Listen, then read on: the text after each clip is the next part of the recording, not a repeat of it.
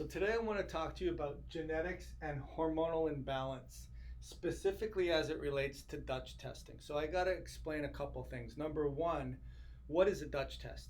The Dutch test stands for the dried urine total cortisol and hormone test.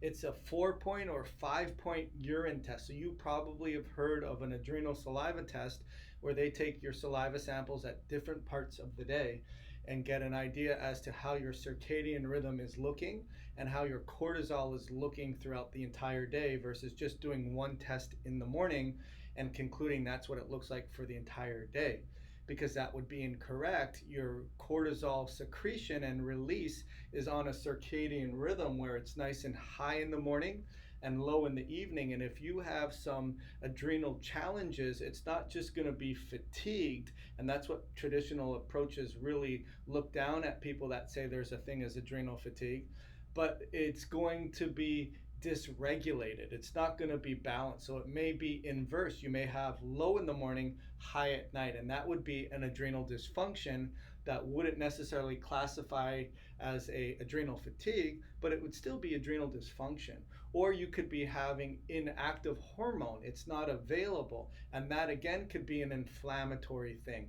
Or it could be not being produced optimally, or it's not being detoxed, or it's not being fed back properly to the brain that signals it in the first place. So suffice to say, the 4-point saliva test is a good thing to do when you're looking at the circadian rhythm, but we find that there's a lot of things that is incomplete about it. Like for number one, it only does the free fraction, which only measures 1 to 5% of the total hormone that's not bound to a protein, and 95 and greater is bound to a protein. So you're not going to see that in the saliva test, whereas the Dutch test, you see it coming out. It's what's been produced through the body systemically and filtered through the kidneys that come out, and you get an idea as to what you're producing for the entire day.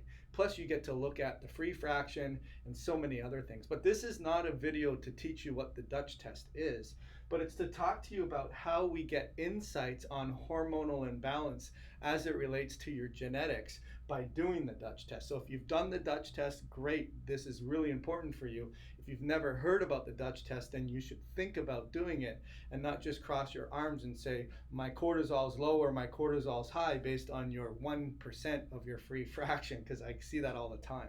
So what I want to do is I want to talk to you about genetics and how it relates to hormonal imbalances. So first, we don't think of just you have this gene or you have that gene. That theory doesn't work anymore. So a lot of people will say, oh, I have the Alzheimer's gene, which is the ApoE gene, or I have the breast cancer gene, which is the BRCA genes.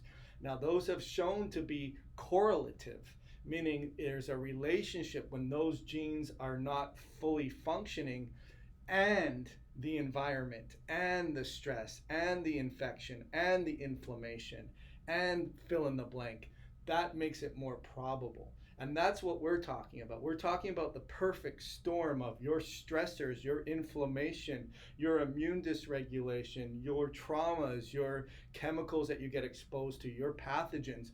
All of those plus your genetics make it likely for those that are the hormonal imbalance type to have hormone imbalances. So what is the hormonal imbalance type? Well, this is a type that we've come up with at yourgenetictype.com in those people that have the perfect storm of gene SNPs that continue to have potentials and the environment that causes your hormones to be imbalanced. So that could be things like irregular cycles or no cycles or early menopause or terrible menopause or having to be put on birth control to regulate your cycles, or having PCOS, or having hair growth, or having weight gain, or having depression, or having lack of libido, or for guys no libido, or more emotional, or just no drive and no pleasure or no emotion in life. That's going to be more of a hormonal imbalance type. And that's why we like to do the Dutch testing. But how do genetics fit in? Well, genetics fit in is I talk about the 3 I's: inflammation, immune dysregulation, and insulin resistance. Whenever that happens and you have genetic potentials, you may be producing more androgen. So you may have more likelihood of producing PCOS, or more likelihood of having prostate issues if you're a guy. Or you may have upregulation of different CYP enzymes, which are your enzymes that help metabolize drugs and caffeine, but also help metabolize your hormones. So if you have a genetic predisposition and that environmental stressor and the hormonal imbalance type, then you're going to play into how are you clearing out those hormones, and that will contribute to your hormone imbalance. Hopefully that made a lot of sense. So what does that mean in terms of, okay, you're giving me all this information, what do I do about it? Well, you reduce inflammation, you support your immune system, you balance your glucose. That's whole other videos. It's not just about supplements, it's lifestyle, it's gratitude and celebration and being, sort of calm, cool, and collected, and doing what you need to do from a lifestyle standpoint.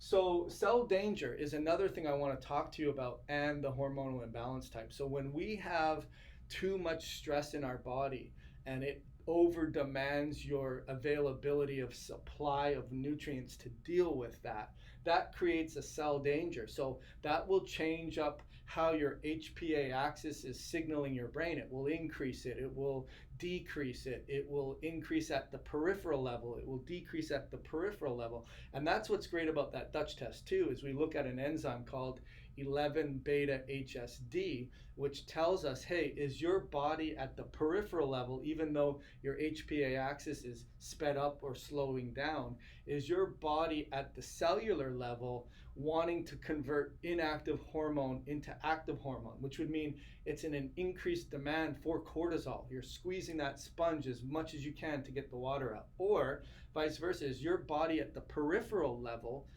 wanting to deactivate it and make that cortisol into cortisone because it's too catabolic, it's under stress, it doesn't want to be broken down anymore. And that's what's great again about the Dutch test, is I can see someone who has an HPA axis, which is basically brain signaling versus peripheral signaling. And you need to watch that part again, because there's a difference between peripheral action of the hormone and central action, signaling of it.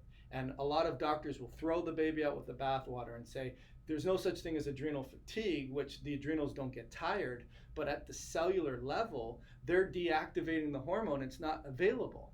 And then you're told you're crazy because you're exhausted and tired and burnt out. It's really, really frustrating. So you need to look at it like this, and you need to get educated. But anyways, back to cell danger. Cell danger is about basically your body's under stress, and it's got to change the way the hormones and enzymes and signaling chemicals work to prioritize things at the expense of others. And that's when we see the hormonal imbalance really come out, like your HPA axis would be dysregulated, the peripheral activity of the hormone may not be working properly, you may not be detoxing in phase 1, or phase 1's too fast, phase 2 is too slow. You also see other things like your neurotransmitters get impacted by that cell danger. So that's really important to think about. And then the last thing I would say is the NADPH steal, which you may never even heard of, but when your body's under stress and it has iron dysregulation, or it has inflammation because it has too much glutamate, or it has mold, or it has histamines, or it has EMFs, or it has stress, and all of those things create the immune response to deal with it and trigger the HPA axis to deal with it, will eventually deplete your NADPH. That's a really important take home. When it depletes your NADPH, then you're going to have less NADPH available for other things, and that's important for detoxing. And again, we're looking at your Dutch test and your genetic susceptibilities and saying, hey, Mrs. Jones, you're a genetic hormonal imbalance type. Your CYP enzymes, when they get turned on from cell danger, they start producing a really unhealthy form of estrogen, making it more likely for you to have estrogen cancers. And guess what? You don't even have the BRCA gene. Think about that. So NADPH is really important. It gets stolen away, and now we don't have it available at the levels we need to for detoxing and producing neurotransmitters. right? Not having emotion and feeling sad and irritable and moody at different parts of your cycle. And then lastly, energy production. We need NADPH for energy production. In fact, we need it for MTHFR, even if you don't have MTHFR. It's a cofactor. So it trumps, and I shouldn't use that word, but it supersedes and MTHFR. So where do you learn about this? Well, you learn about this from our channel #1. So make sure that you subscribe to Your Genetic Type. Make sure you give me a thumbs up. Make sure you comment, and make sure you go over to our website called it's called yourgenetictype.com, and take the quiz. Take the quiz that you learn what your genetic type is, because if you're relating to this, my guess is you are the hormonal imbalance type. And then look about getting more education with our Your Genetic Type Unlocked course, which will teach you and hold your hand on how to get your health back. So hope this information was really, really helpful for you. My name is Dr. Joel Rosen, and I look forward to connecting your dots in your hormonal imbalance and genetic problems that you're not solving and no one else is helping. Have an awesome day.